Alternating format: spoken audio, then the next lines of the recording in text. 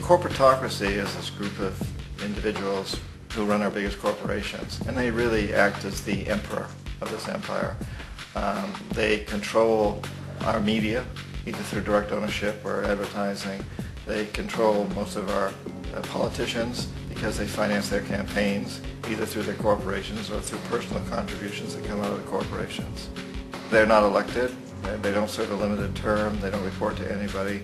And at the very top of the corporatocracy, you really can't tell whether a person's working for a private corporation or the government because they're always moving back and forth. So, you've got a guy who one moment is the president of a big construction company like Halliburton, and the next moment he's vice president of the United States, or the president who is in the oil business. And this is true whether you've got Democrats or Republicans in the office. You have to moving back and forth through the revolving door. And in a way, our government is invisible a lot of the time, and its policies are carried out by our corporations on one level or another.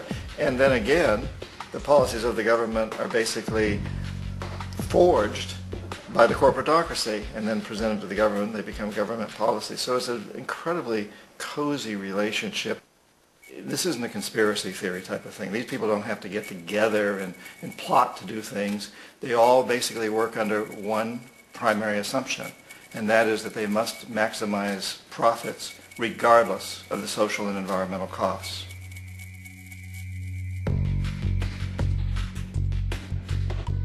This process of manipulation by the corporatocracy through the use of debt, bribery, and political overthrow is called globalization. Just as the Federal Reserve keeps the American public in a position of indentured servitude through perpetual debt, inflation, and interest, the World Bank and IMF serve this role on a global scale. The basic scam is simple. Put a country in debt either by its own indiscretion or through corrupting the leader of that country, then impose conditionalities or structural adjustment policies, often consisting of the following.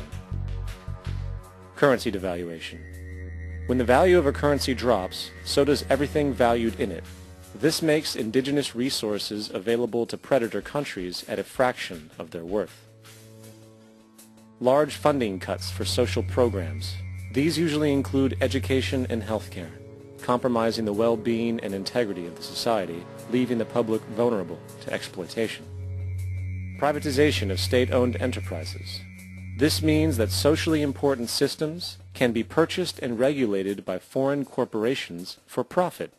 For example, in 1999, the World Bank insisted that the Bolivian government sell the public water system of its third largest city to a subsidy of the U.S. corporation Bechtel. As soon as this occurred, water bills for the already impoverished local residents skyrocketed. It wasn't until after a full-blown revolt by the people that the Bechtel contract was nullified. Then there is trade liberalization, or the opening up of the economy through removing any restrictions on foreign trade. This allows for a number of abusive economic manifestations, such as transnational corporations bringing in their own mass-produced products, undercutting the indigenous production and ruining local economies. An example is Jamaica, which, after accepting loans and conditionalities from the World Bank, lost its largest cash crop markets due to competition with Western imports. Today, countless farmers are out of work, for they are unable to compete with the large corporations. Another variation is the creation of numerous seemingly unnoticed, unregulated, inhumane sweatshop factories, which take advantage of the imposed economic hardship. Additionally, due to production deregulation, environmental destruction is perpetual, as a country's resources are often exploited by the indifferent corporations while outputting large amounts of deliberate pollution. The largest environmental lawsuit in the history of the world today is being brought on behalf of 30,000 Ecuadorian Amazonian people against Texaco, which is now owned by Chevron. So today it's against Chevron, but for activities conducted by Texaco. Estimated to be more than 18 times what the Exxon Valdez dumped into the coast of Alaska. In the case of Ecuador, it wasn't an accident. The oil companies did it intentionally. They knew they were doing it to save money out there rather than arranging for proper disposal. Furthermore, a cursory glance at the performance record of the World Bank reveals that the institution, which publicly claims to help poor countries develop and alleviate poverty, has done nothing but increase poverty and the wealth gap, while corporate profits soar. In 1960, the income gap between the fifth of the world's people in the richest countries versus the fifth in the poorest countries was 30 to 1. By 1998, it was 74 to 1. While global GNP rose 40% between 1970 and 1985, those in poverty actually increased by 17%. While from 1985 to 2000, those living on less than $1 a day increased by 18%. Even the Joint Economic Committee of the U.S. Congress admitted that there is a mere 40% success rate of all World Bank projects. In the late 1960s, the World Bank intervened in Ecuador with large loans. During the next 30 years, poverty grew from 50% to 70%. Under or unemployment grew from 15 to 70%. Public debt increased from 240 million to 16 billion, while the share of resources allocated to the poor went from 20% to 6%. In fact, by the year 2000, 50% of Ecuador's national budget had to be allocated for paying its debts. It is important to understand the World Bank is, in fact, a U.S. bank, supporting U.S. interests. For the United States holds veto power over decisions, as it is the largest provider of capital. And where did it get this money?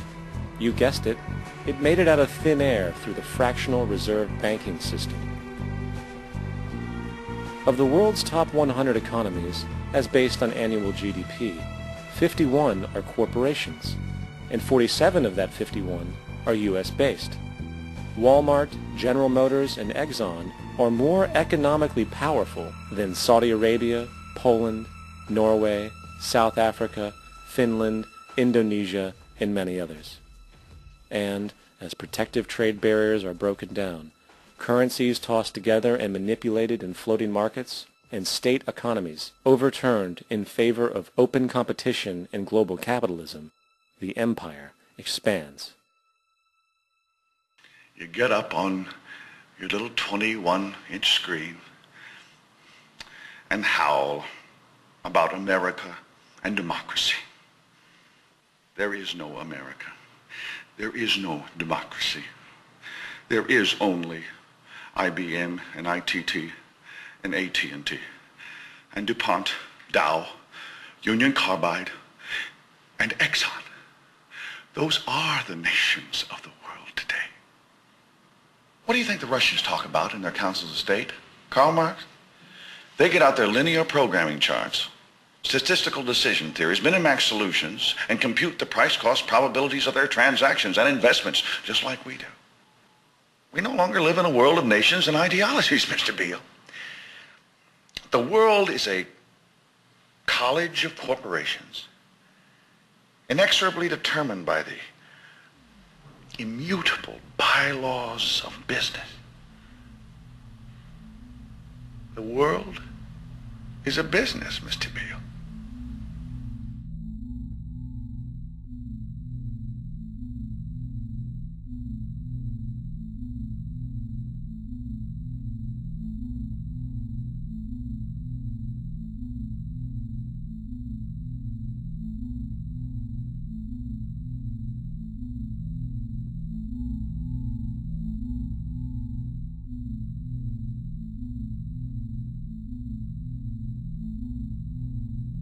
The world is being taken over by a handful of business powers who dominate the natural resources we need to live while controlling the money we need to obtain these resources.